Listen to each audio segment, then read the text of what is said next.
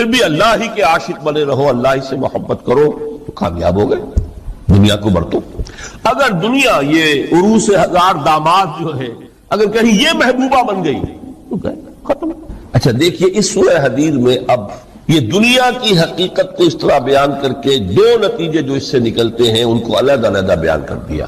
ایک نتیجہ جو میں بیان کر چکا، رہبانیت، ترک دنیا، اس کی نفی کرتے ہوئے فرمایا وَلَقَدْ أَرْسَلْنَا نُوحًا وَإِبْرَاهِيمَ وَجَعَلْنَا فِي ذُرِّيَّتِهِمَا النُّبُوَّةَ وَالْكِتَابَ فَمِنْهُمْ مُهْتَدٍ وَكَثِيرٌ مِّنْهُمْ فَاسِقُونَ ثُمَّ قَفَّيْنَا عَلَىٰ آثَارِهِمْ بِرُسُلِنَا وَقَفَّيْنَا بِعِيسَى ابْنِ مَرْيَمَ وَآتَيْنَاهُ الْإِنجِيلَ وَجَعَلْنَا فِي قُلُوبِ الَّذِينَ اتَّبَعُوهُ رَأْفَةً وَرَحْمَةً وَرَهْبَانِيَّةً ابْتَدَعُوهَا مَا كَتَبْنَاهَا عَلَيْهِمْ۔ اصل مضمون یہ تھا جس کے لیے تمہید اتنی لمبی باندھی، ہم نے نوح کو بھیجا، ابراہیم کو بھیجا، ان کی اولاد میں ہی نبوت اور کتاب رکھ دی، پھر ان کے نقش قدم پر ہم نے اٹھایا عیسیٰ ابن مریم کو، انہیں انجیل دی، اور جو لوگ ان پر ایمان لائے ان کے دلوں میں رحمت اور رافت کے جذبات پیدا کر دی، انسانی ہمدردی۔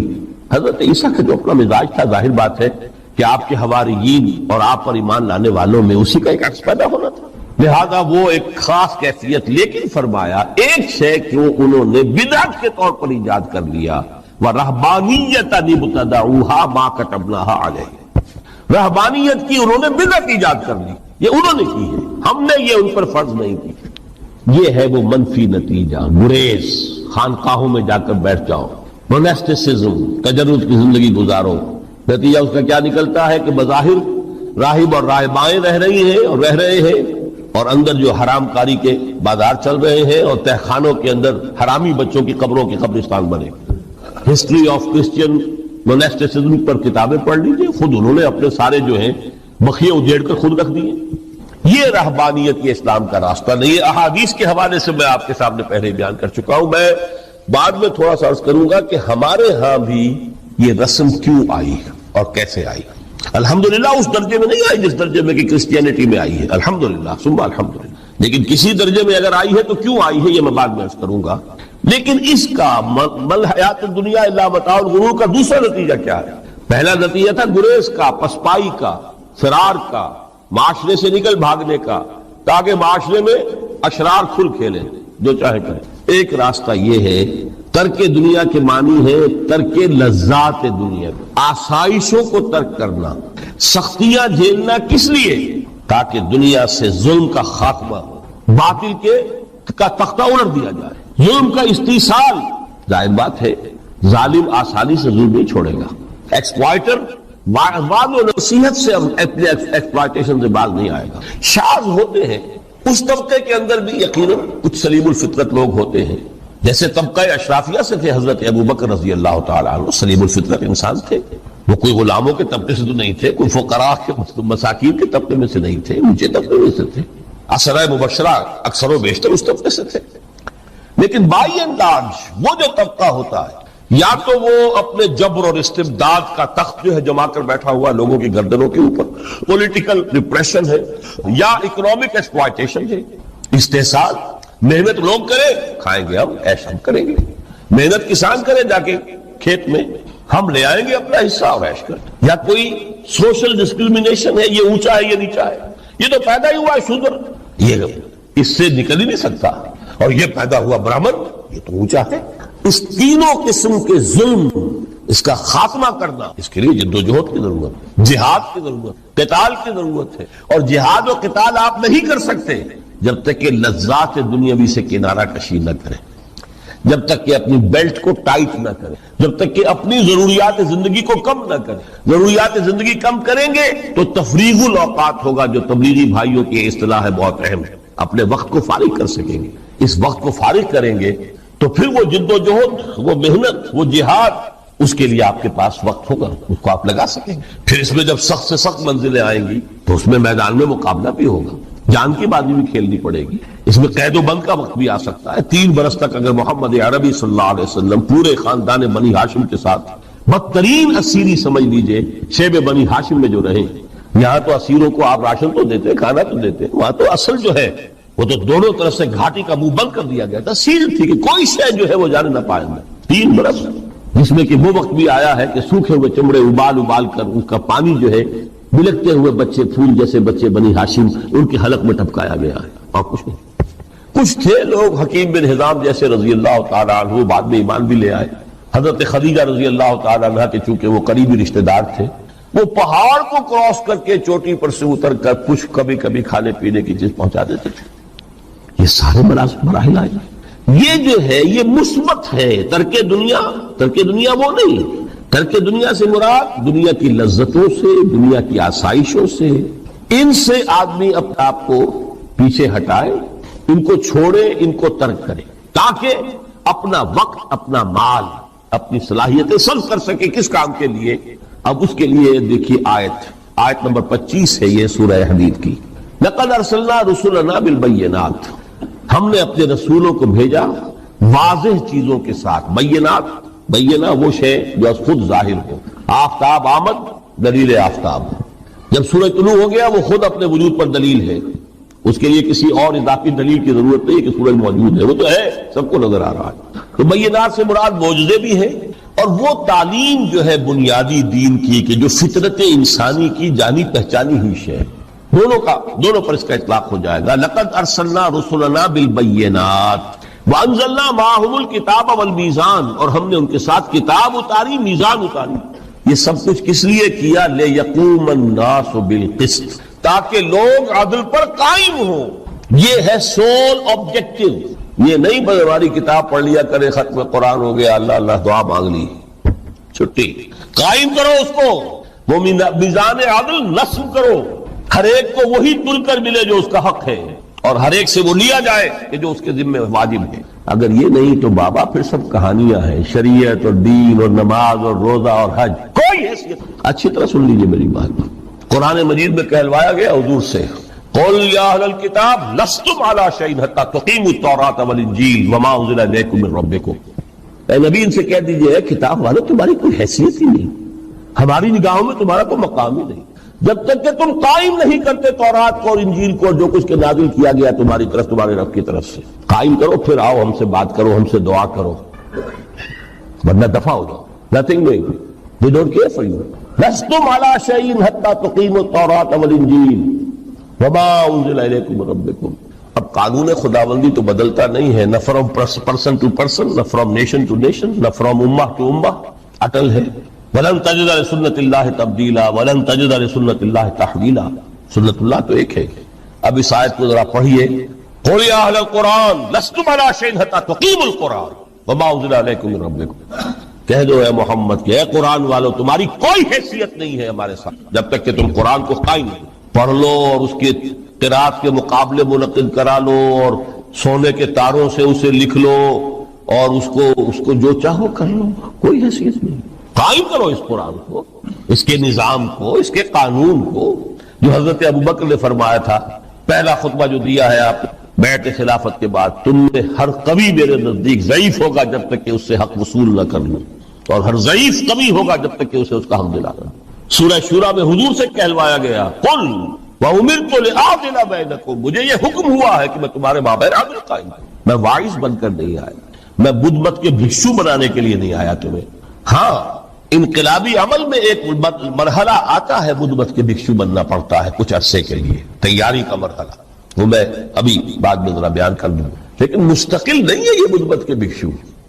یہ بدماش جس طرح چاہیں کھل کھیلیں، ظالم جس طرح چاہیں لوگوں پر ظلم کرتے رہے، تشدد اور جبر کا جس طرح سے چاہے معاملہ کرے، استحصالی نظام جس طرح ہوتا ہے چلتا رہے۔ شاہ ولی اللہ دہلوی رحمۃ اللہ علیہ کے الفاظ میں، انسانوں کی عظیم اکثریت ڈھور ڈنگر بن جائے، صبح سے لے کے شام تک کمر توڑ دینے والی مشقت کے بعد بمشکل 2 وقت کی روٹی ملتی ہو، اس کا کبھی خیال اسے اللہ کا آئے گا؟ کبھی اللہ سے لو لگا سکے گا؟ دنیا نے تیری یاد سے بیگانہ کر دیا تو اس سے بھی دل فریب ہے غم روزگار کے۔ اس لیے حضور نے فرمایا کاد الفقر ان یکون کفرا، یہ فقر جو ہے یہ تو انسان کو کفر تک پہنچائے۔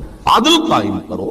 تو دیکھیے یہ آیت انتہائی گمبھیر آیت ہے قرآن مجید کی سورہ حدید کی، جس طرح وہ آیت متاع الغرور والی جس شان کے ساتھ سورہ حدید میں آئی ہے، اعلموا انما الحیات الدنیا لعب ولہو وزینۃ وتفاخر بینکم وتکاثر فی الاموال والاولاد کمثل غیث اعجب الکفار نباتہ ثم یہیج فتراہ مصفرا ثم یکون حطاما وفی الآخرۃ عذاب شدید ومغفرۃ من اللہ ورضوان وما الحیاۃ الدنیا الا متاع الغرور.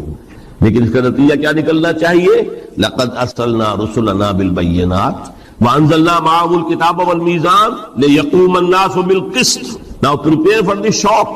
میرے نزدیک میرے علم کی حد تک شاید دنیا کی کوئی انقلابی کتاب نہ ہو جس نے اس قدر عریاں طور پر کھل کر یہ کہا ہو کہ ظالموں کی سرکوبی کرو، کچلو ان کے سر. وانزلنا الحدید، ہم نے لوہا بھی اتارا ہے. ایک وقت آتا ہے ظلم نہیں ختم ہوتا جب تک کہ لوہے کی طاقت ہاتھ میں نہ آئے. انزلنا الحدید، ہم نے صرف کتاب ہی نہیں اتاری ہے، لوہا بھی اتارا ہے.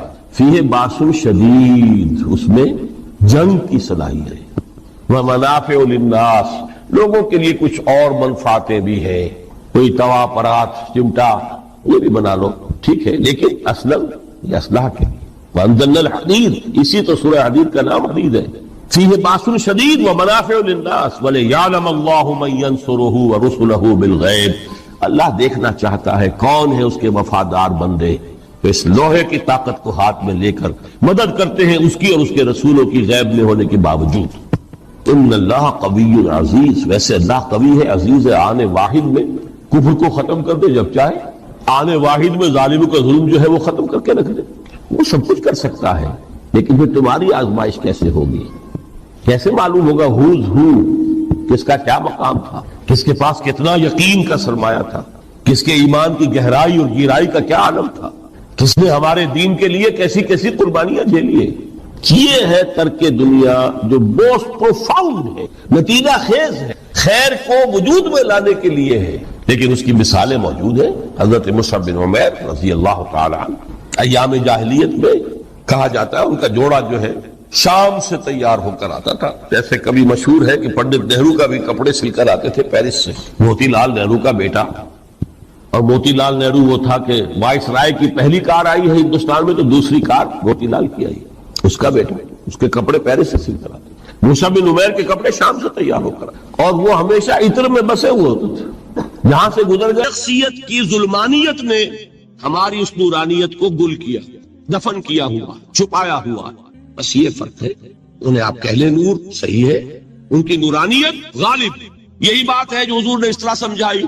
دیکھو ہر انسان کے ساتھ ایک شیطان ہوتا ہے.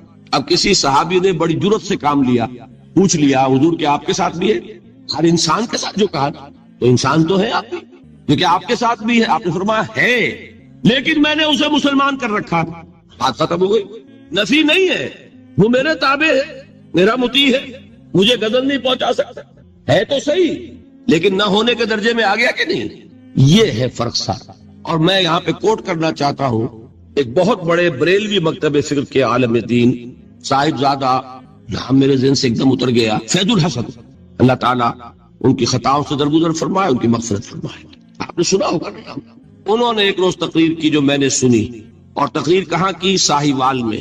وہاں کا ایک بہت مشہور چوک ہے، مہاجرین، مسجد مہاجرین کہلاتی ہے، وہاں تقریر تھی. میں نے سنی. ان کے الفاظ یہ تھے کہ کیا آپ لوگ ہمیں جاہل سمجھتے؟ کیا ہمیں عربی نہیں آتی؟ کیا ہم نے قرآن نہیں پڑھا جس میں بار بار یہ لکھا ہوا ہے کہ حضور بشر ہیں؟ حضور بشر ہیں، لیکن اصل میں ہم حضور کی بشریت کو نمایاں کرنے کو سوء ادب سمجھتے ہیں. بات سمجھیے آپ نے، اس قدر پیاری بات ہے. انہوں نے کہا کہ آپ کے باپ کا نام کیا ہے؟ عبد الرحمان. آپ عبد الرحمان کہہ کے پکارتے ہیں انہیں؟ ابا جان. ابھی آپ نے وہ آیات سنی، حضرت ابراہیم نے اپنے مشرک باپ کو یا ابت یا ابت، بڑا پیارا ترجمہ کیا. ابا جان، ابا جان. کیا نام لیں گے؟ آپ کے باپ کا نام ہے، نام نہیں لیتے آپ. کیوں؟ ادب کی وجہ سے. اسی وجہ سے ہم در حقیقت حضور کی بشریت کو نمایاں کرنے کو سوء ادب سمجھتے ہیں. ورنہ کوئی ہم جاہل ہیں، ہمیں عربی نہیں آتی، ہم نے قرآن نہیں پڑھا. جانتا ہے کہ وہ بشر. بات سمجھ میں آئی؟ کتنی آسانی سے مسئلہ حل ہوتا، بشرطے کہ نیت حل کرنے کی ہو. آخر آمنہ کے بیٹے ہیں، عبداللہ کے بیٹے ہیں، عبد المطلب کے پوتے ہیں. بچپن آپ پر گزرا ہے، لڑکپن آپ پر گزرا ہے، نوجوانی آپ پر آئی ہے، جوانی آپ پر آئی ہے، شادی آپ نے کی ہے، اولاد آپ کی ہے. کون بے وقوف احمق ہوگا کہ جو آپ کی بشریت کا انکار کرے؟ لیکن یہ کہ جس طریقے سے اس کو بیان کیا جاتا ہے وہ ایک مسئلہ بن گیا اختلافی. وہ رد و قضا اور کھینچ تان اور اس میں بھی سمجھ لیجئے مثلکم پر جو ایمفیسس بعض حضرات دے دیتے ہیں اپنے توحیدی جو ان کے اندر ایک مزاج ہے، اللہ تعالیٰ ان کے مزاج کو اور پختہ کرے، لیکن اس میں بھی مبالغہ کیا جاتا ہے۔ ایک حدیث مجھ سے سنیے جس میں حضور نے مثل کا انکار کیا۔ مثلکم کا مطلب اگر کسی نے یہ سمجھا کہ بالکل ہم جیسے ہیں تو بہت بڑی مغالطے میں۔ حضور صوم وصال سے منع فرماتے تھے، خود رکھتے تھے۔ صوم وصال کیا ہے؟ آج روزہ رکھا، شام کو افطار نہیں کیا، وہی روزہ رات بھر چل رہا ہے، اگلے دن بھی چل رہا ہے، شام تک کو جا کے پھر کھولا تو 2 دن کا صوم وصال ہو گیا۔ اگلے دن بھی نہیں کھولا، چلا تو 72 گھنٹے کا صوم وصال ہو گیا۔ یہ کیا ہے؟ صوم وصال۔ خود رکھتے تھے اور صحابہ کو روکا۔ صحابہ میں سے کسی نے ہمت کر لی، حضور آپ خود رکھتے ہمیں روکتے۔ فرماتے ہیں ایکم مثلی، تم میں سے کون مجھ جیسا ہے؟ ابھی تو عند ربی، میں تو اپنے رب کے پاس رات گزارتا ہوں۔ هو یطعمنی ویسقین، وہ مجھے کھلاتا ہے پلاتا ہے۔ بتائیے کون ہے جو اس کا دعویٰ کرے گا؟ حضور کے خصائص ہیں۔ حضور خود فرماتے ہیں تم صرف سامنے سے دیکھتے ہو، میں پیچھے سے بھی دیکھتا ہوں۔ کہاں ہوا وہ مثلیت؟ اگر آپ نے بالکل اپنے جیسا سمجھ لیا تو بڑے مغالطے میں ہیں۔ نبی کا مقام ہے، نبی کا رتبہ ہے، نبی کے خصائص ہیں۔ آپ سو گئے تو آپ کی نیند، آپ کی وضو ٹوٹ گئی اور نبی سو گیا تو کہاں گئی مثلیت؟ پھر مثل اس معنی میں کہ بشر ہیں، نسل آدم سے ہیں، اس میں کوئی شک نہیں، اس معنی میں مثل ٹھیک ہے۔ قل انما انا بشر مثلکم، لیکن ہر اعتبار سے تو نہیں۔ سب سے بڑا فرق یہی ہے کہ وہی آ رہی ہے، معراج پہ تشریف لے گئے ہیں، اس دنیا میں بیٹھے ہوئے بھی جنت کا مشاہدہ فرما لیتے ہیں، کرا دیا جاتا ہے، دوزخ کا مشاہدہ کرایا جاتا ہے، فرشتے کو دیکھ رہے ہیں۔ یہ چیزیں ہیں۔ اور پھر خصائص جیسا کہ میں نے عرض کیا کہ آپ پیچھے سے بھی دیکھتے ہیں۔ آپ کا معاملہ یہ ہے کہ آپ اگر سو جائیں تو آپ کا وضو نہیں ختم ہوگا۔ یہ ساری چیزیں جو ہے ان سب کو بیلنس کیجئے تو معلوم ہوگا کہ آپ بشر بھی ہیں 100% درست، لیکن آپ کی وہ نورانیت، آپ سراج منیر، ہدایت کا روشن چراغ، آپ کی جو روح انور ہے وہ آپ کے اس جسدی وجود پر اس طریقے سے حاوی ہے کہ گویا کہ اس نے اس کی ظلمانیت کو ختم کر کے رکھے۔ اس معنی میں کوئی کہے نور مجسم تو مجھے کوئی اعتراض نہیں۔ یہ ہے ان چیزوں کو جمع کرنے کی شکل، خام خواہ کی کھینچتان کے سوا کچھ نہیں۔ بہرحال یہ پہلا حصہ ختم ہوا، شرک فی الذات۔ اب آئیے شرک فی الصفات۔ میں نے عرض کیا تھا کہ یہ ایک بڑا علمی مسئلہ ہے اور اس میں ٹھوکر لگ جاتی ہے۔ وجہ کیا ہے اس کو سمجھ لے۔ بنیادی بات، ہماری زبان جو ہے وہ بہت محدود ہے۔ ہماری ہی زبان ہے جسے اللہ نے ذریعہ بنایا اپنی ہدایت کا، ورنہ ہمارے پلے نہ پڑتی بات، ظاہر ہے۔ لیکن ہماری زبان کی محدودیت ہے۔ اس محدودیت کا ایک مظہر یہ ہے کہ ہم جو الفاظ اللہ کے لیے بطور صفت استعمال کرتے ہیں وہی الفاظ مخلوقات کے لیے بھی کر لیتے ہیں۔ اللہ موجود، ہم بھی موجود۔ اللہ زندہ، ہم بھی زندہ۔ اللہ علیم، تو انسان علیم بھی علیم نہیں، علامہ بھی ہے کہ نہیں؟ یہ تو بڑا مبالغے کا لفظ ہے، انسان علامہ ہے کہ نہیں؟ اللہ دیکھتا ہے، بصیر ہے، ہم بھی بصیر ہیں۔ اللہ سنتا ہے، سمیع ہے، ہم بھی سنتے ہیں۔ اللہ کو قدرت حاصل ہے، کچھ ہمیں بھی حاصل ہے۔ ایک مکہ مارا تھا حضرت موسیٰ نے، جان نکال دی تھی کہ نہیں؟ ہے نا کچھ۔ اللہ چاہتا ہے، ہم بھی چاہتے ہیں۔ اسے دیکھیے چاہت میں وہ ہو گیا تھا جس پر روک دیا حضور نے، ما شاء اللہ وما شئت اجعلتنی للہ ندا، کیا تم نے مجھے اللہ کا مد مقابل بنا دیا؟ دھوکہ ان الفاظ کے اشتراک کی وجہ سے لگ جاتا ہے۔ بات سمجھ میں آئی؟ اب اس میں فارمولہ میں نے عرض کیا تھا کہ ایک نوٹ کر لیں تو مسئلے سارے حل ہو جائیں۔ جب ہم کوئی لفظ بطور صفت اللہ کے لیے بولتے ہیں اور اسی لفظ کو مخلوق میں سے کسی کے لیے بولتے ہیں، مخلوق میں سب آ گئے، جمادات، حیوانات، انسان، اولیاء اللہ، فرشتے، انبیاء، رسول، سب مخلوق تو ہیں، تو کل مخلوقات۔ جب ہم ایک لفظ بطور صفت استعمال کریں گے اللہ کے لیے اور اسی لفظ کو استعمال کریں گے بندوں کے لیے تو ان میں 3 فرق ہیں جو ذہن میں رہنے چاہیے، گن کر یاد کیجئے۔ اللہ کی ذات قدیم ہے، ہمیشہ سے ہے، اسی طرح اس کی صفت بھی قدیم ہے، ہمیشہ سے ہے۔ مخلوقات حادث ہیں، ان کی صفات بھی حادث ہیں۔ حادث قدیم کے مقابلے میں کہ پہلے نہیں تھی پھر ہو گئی۔ ایک فرق، اللہ کی ذات از خود ہے، کسی اور نے تو اس کو وجود نہیں بخشا۔ اللہ کا وجود از خود ہے، ذاتی ہے۔ اسی طرح اس کی صفات ذاتی ہیں، کسی اور کی عطا کردہ نہیں ہے۔ مخلوق کوئی ہو، کسے باشد، ان کا وجود ذاتی نہیں عطائی ہے، اللہ نے دیا تو وجود ملا. اسی طرح ان کی صفات عطائی ہے، ذاتی نہیں. اس میں آپ دیکھیے الحمدللہ الذی انزل علی عبدہ، وہی اللہ تعالیٰ نے اللہ کے اپنے رسول کی جو نسبت ہے اس کو عبد کے نمایاں کیا ہے. کتاب نازل کی وَلَمْ يَجْعَلْ لَهُ عِوَجًا، اور اس میں کوئی کجی نہیں رکھی، قیماً، سیدھی، ٹھیک ٹھیک، روشن، مبین، لِيُنذِرَ بَأْسًا شَدِيدًا. اب یہ ہے لفظ جو بہت زیادہ غور کرنے کے قابل ہے. اس کتاب کے حضور پر نزول کے مقاصد میں سے ایک یہ بھی ہے خبردار کر دے ایک بہت بڑی آفت. ویسے باسن جب واحد آتا ہے تو عام طور پر اس کے معنی جنگ ہوتی، جب جمع میں آتا ہے تو سختی، مصیبت، بھوک، فاقہ، یہ سارے بأسا.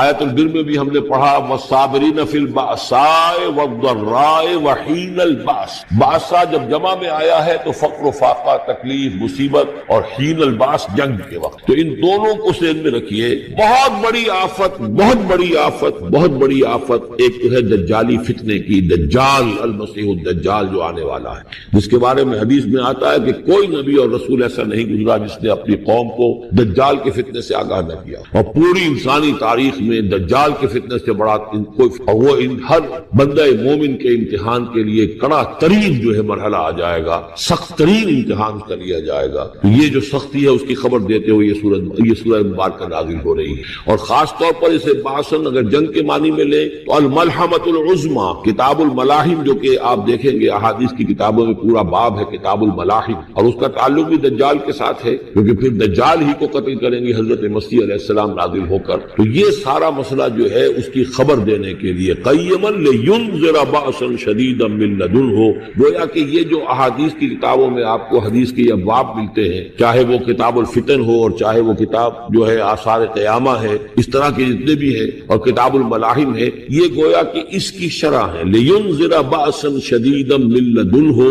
اور یہ ہوگا بھی خاص اللہ کی طرف سے. یہ آزمائش بھی، یہ دجال کا فتنہ بھی، یہ بہت بڑی جنگ بھی، جس کو آرمگڈون کہتے ہیں. کرسچین جو ٹریڈیشن ہے اس میں اس کے لیے لفظ آرمگڈون، ایک بہت بڑی جنگ ہوگی. ڈکشنری میں بھی آپ دیکھیں گے کہ خیر اور شر کی قوتوں کے درمیان اس دنیا کے خاتمے سے پہلے ایک بہت بڑی جنگ ہونی ہے جس کا نام یہ آرمگڈون. لینذر بأسا شدیدا من لدنہ ویبشر المؤمنین الذین یعملون الصالحات، اور تاکہ بشارت دے وہ ان اہل ایمان کو جو نیک عمل کرتے ہوں، ان لہم اجرا حسنا، کہ ان کے لیے ہوگا بہت اچھا بدلہ، ماکثین فیہ ابدا، اور وہ اس میں رہیں گے ہمیشہ ہمیشہ. یہ جو دجالی فتنہ ہے اس کے ساتھ ایک خاص مناسبت ہے سورہ مبارکہ. احادیث میں آتا ہے کہ دجالی فتنے کے اثرات سے بچنے کے لیے اس سورہ مبارکہ سے ذہنی اور قلبی رشتہ مفید ہے. اس کی تلاوت کرتے رہنا، خاص طور پر جمعے کے روز. پوری سورہ کہف، ورنہ یہ کہ کم سے کم اس کی ابتدائی اور آخری آیات ان کی بڑی اہمیت. دجالی فتنہ اصل میں کیا ہے سمجھ لیجئے کہ ایک تو ہے دجالی فتنہ بالعموم،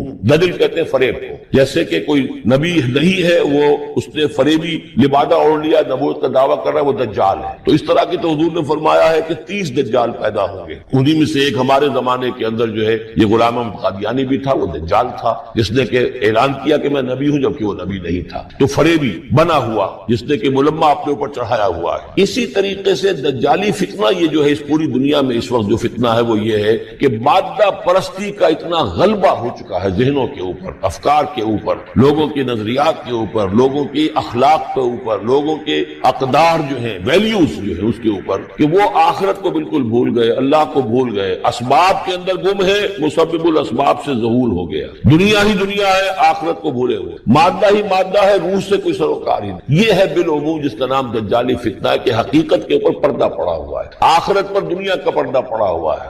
یہ دنیا جو ہے در حقیقت کیا ہے؟ وَمَا الْحَيَاةُ الدُّنْيَا إِلَّا مَتَاعُ الْغُرُورِ، یہ دھوکے کا سامان ہے. اصل زندگی کو اس نے ڈھانپا ہوا ہے. ہم نے یہ سمجھ لیا کہ زندگی یہی ہے، اسی کے لیے بھاگ دوڑ، محنت، صبح و شام، اسی کے مستقبل کی فکر ہے، لیکن اصل زندگی اس کی فکر ہی نہیں. باقی ایک دجال جو ہے جو آئے گا وہ معاملہ احادیث کے اندر بھی بڑی طوالت کے ساتھ ہے، اور اس میں کافی پیچیدگیاں بھی ہیں. بعض چیزیں جو ہے ایک دوسرے سے کچھ مختلف بھی ہے، اس میں پھر اہل علم کو بہرحال مطابقت پیدا کرنی پڑتی ہے. میں نے جہاں تک اپنی کوشش کی ایک رائے تک میں پہنچا ہوں، لیکن ابھی میں اسے بیان نہیں کر رہا ہوں. بہرحال دجالی فتنے کی خبریں موجود ہیں بہت شدت کے ساتھ، اور اس سورت کا پڑھنا جو ہے اس میں بہت مفید ہے۔ اس سورت کے مضامین کا دجالی فتنہ بالعموم سے کیا تعلق ہے وہ تو اس ہم دورہ ترجمہ دوران کے اس کے دوران بھی آپ کو معلوم ہو جائے گا، لیکن اس کے جو خاص بڑے مباحث ہیں، خاص طور پر یہ کہ ایک ہمارے بہت بڑے عالم گزرے ہندوستان میں اس صدی کے آغاز میں، مولانا مناظر حسن گیلانی، انہوں نے اس میں باقاعدہ کتاب لکھی ہے، آپ کو مل جائے گی بازار میں بھی،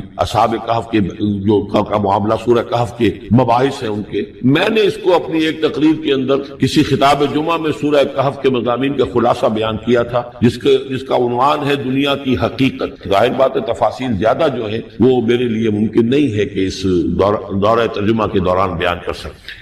وَيُنذِرَ الَّذِينَ قَالُوا اتَّخَذَ اللَّهُ وَلَدًا، اور خبردار کر دے ان لوگوں کو جنہوں نے کہا کہ اللہ نے بیٹا بنایا۔ یہ ساری دجالیت جو ہے اس کی جڑ کیا ہے؟ مسیحیت، جو موجودہ مسیحیت ہے، جو حقیقت میں مسیحیت نہیں ہے، پولزم، جس کی بنیاد تثلیث پر ہے کہ اللہ کا بیٹا بنا دیا حضرت مسیح علیہ السلام کو، اور انہیں کفارہ بنا دیا تمام جو بھی مان لے ان کو ان کے گناہوں کا، پیش کی معافی ہے ان کے گناہوں کی جو حضرت مسیح پر ایمان لے آئے، اور نمبر 3 شریعت ساخت کر دی، اور نمبر 4 سارا اختیار جو ہے وہ پوپ کے ہاتھ میں دے دیا گیا کہ تم جو چاہو جس چیز کو چاہو حلال کرو، جس چیز کو چاہو حرام کر دو۔ ان چیزوں نے مل کر نفس مذہب کو اس قدر قابل نفرت سے بنا دیا کہ یورپ کے عوام کے اندر مذہب کے خلاف شدید نفرت پیدا ہو۔ چنانچہ اس کے بعد جب مسلمانوں کے زیر اثر وہاں پر علم پھیلا ہے، ہسپانیہ کی یونیورسٹیوں سے علوم اور فنون جو ہے یہ فرانس اور اٹلی اور جرمنی کے نوجوان آتے تھے، اور وہاں آ کر وہ قرطبہ اور غرناطہ اور طریقلہ کی یونیورسٹیوں سے پڑھ کر جاتے تھے، تو ان کے زیر اثر جو ایک ریفارمیشن شروع ہوئی، اصلاح مذہب اور ایک رینائسنس، تحریک احیاء العلوم، وہ جو اصل تو تحریک تھی اس بات کی کہ انسان علم کی طرف دوبارہ رجوع کرے، لیکن یہ کہ وہ علم جب آگے بڑھا ہے تو وہاں پہ عیسائیت کے خلاف جو رد عمل تھا اس کی وجہ سے اس میں مذہب کی دشمنی جو ہے اس تحریک کے اندر خود بخود شامل ہو گئی۔ تو مذہب سے بیزاری، روحانیت کا انکار، آخرت سے بالکل بے پرواہی اور اس کا بھی انکار، اور خدا ہے یا نہیں ہے اس سے کوئی سروکار نہیں، یہ جو اس تہذیب کے اصل میں اثرات بنے ہیں سارے، یہ اسی غلطیوں کا یہ اثرات ہیں، نتائج ہیں کہ جو عیسائی مذہب کے اندر جو یہ تحریفات کر کے جو غلطیاں کی گئی، اس کو یہاں کہا گیا ہے کہ ان لوگوں نے کہ جنہوں نے یہ عقیدہ ایجاد کیا، ما لہم بہ من علم، ان کے پاس اس کے لیے کوئی علمی سند نہیں ہے، ولا لآبائہم، نہ ان کے آباء و اجداد کے پاس کوئی سند تھی، کبرت کلمۃ تخرج من افواہہم، بہت بڑی بات ہے جو ان کے منہ سے نکل رہی ہے، بہت بڑی گستاخی ہے جو یہ اللہ تعالیٰ کی شان میں کر رہے ہیں، ان یقولون الا کذبا، یہ نہیں کہہ رہے مگر جھوٹ، سراسر سیدھا سفید جھوٹ بول رہے ہیں۔ فلعلک باخع نفسک علی آثارہم، تو اے نبی شاید کہ آپ اپنے آپ کو ہلاک کر لیں گے ان کے جو اثرات پڑنے والے ہیں، عیسائیت کے اس غلط عقیدے کے جو نتائج برآمد ہوئے ہیں، جب یہ نتائج ظاہر ہوں گے تو وہ اتنے سنگین ہوں گے، فلعلک باخع نفسک، کہ ان کے احساس سے اور ان کے ادراک سے شاید کہ آپ اپنے صدمے سے اپنے آپ کو ہلاک کر لیں۔ ان لم یؤمنوا بہذا الحدیث اسفا، اگر یہ لوگ اس حدیث پر، اس قرآن پر، یہ بات جو بتائی جا رہی اس پر ایمان نہ لائے، اس پر ایمان نہ لائے، اپنے اس غلط عقیدے پر قائم رہے، اس غلط مذہب کو انہوں نے برقرار رکھا، تو اس کا جو رد عمل ہوگا نوع انسانی پر، اور اس سے تاریخ انسانی اور انسانی ثقافت جس غلط رخ پر پڑے گی، جو دجالیت کا فتنہ اس سے جنم لے گا، ان تمام چیزوں کے اثرات سے شاید آپ کو اتنا صدمہ ہو کہ فلعلک باخع نفسک علی آثارہم ان لم یؤمنوا بہذا الحدیث اسفا انا جعلنا ما علی الارض زینۃ لہا، ہم نے زمین کے اوپر جو کچھ ہے اسے اس کا گہنا بنا دیا ہے، بناؤ سنگھار بنا دیا ہے، زینت بنا دیا ہے۔ یہ آپ نوٹ کر لیجئے، لفظ زینت اور زمین میں اس کی زیبائش اور آرائش، یہ اس سورہ مبارکہ کا عمود ہے، یعنی اس کو اتنا کھبا دیا ہے نگاہوں میں اللہ نے کہ آخرت سے خود بخود انسان غافل، یہ پردہ پڑ گیا ہے، چمک دمک ہے، یہ کاریں ہیں، یہ بلڈنگیں ہیں، یہ کوٹھیاں ہیں، یہ عالیشان عمارتیں ہیں، یہ کیا کوئی اس کی جو یوں سمجھیے پومپ اینڈ شو جو ہے اس وقت دنیا کا، اور ظاہر بات ہے امریکہ میں جا کر دیکھیے تو جو کچھ یہاں دیکھ رہے ہیں اس سے 10 گنا 100 گنا 1000 گنا آپ کو نظر آئے گا، عقلیں دنگ ہو جاتی ہیں۔ نتیجہ کیا نکلتا ہے کہ انسان یہ سمجھتا ہے کہ اصل شے یہی مادہ ہی ہے، اصل ہدایت پہ یہی لوگ ہیں صحیح معنی میں کہ جنہوں نے واقعتاً علم حاصل کیا ہے، لہذا ان کی غلط تہذیب، ان کا غلط تمدن، ان کے تمام غلط ثقافت کے معاملات کے بھی ہم اسی طریقے سے پیروی کر رہے ہیں۔ یہ سارا مسئلہ جو ہے وہ اس لیے ہے کہ یہ چمک دمک دنیا کی زیبائش اور آرائش، اس سے ہم متاثر ہیں۔ انا جعلنا ما علی الارض زینۃ اللہ، جو کچھ زمین کے اوپر ہے اسے ہم نے اس کے لیے بناؤ سنگھار بنا دیا، لنبلوہم، تاکہ ہم آزمائیں ان کو، ایہم احسن عملا، کون ہے ان میں سے اچھے عمل کرنے والا۔ یعنی اب یوں دیکھیے وہ شعر جو ایک ہے، اگرچہ ذرا تھوڑا سا شان باری تعالیٰ کے اعتبار سے تو شاید اتنا مناسب نہ ہو، لیکن یہ کہ مفہوم کو ادا کرتا ہے کہ رخ روشن کے آگے شمع رکھ کر وہ یہ کہتے ہیں ادھر آتا ہے دیکھیں یا ادھر پروانہ جاتا ہے۔ ایک طرف ذات باری تعالیٰ ہے اور ایک طرف یہ دنیا، اس کی چمک دمک۔ اب یہ پروانہ جو ہے یہ انسان، اس کا امتحان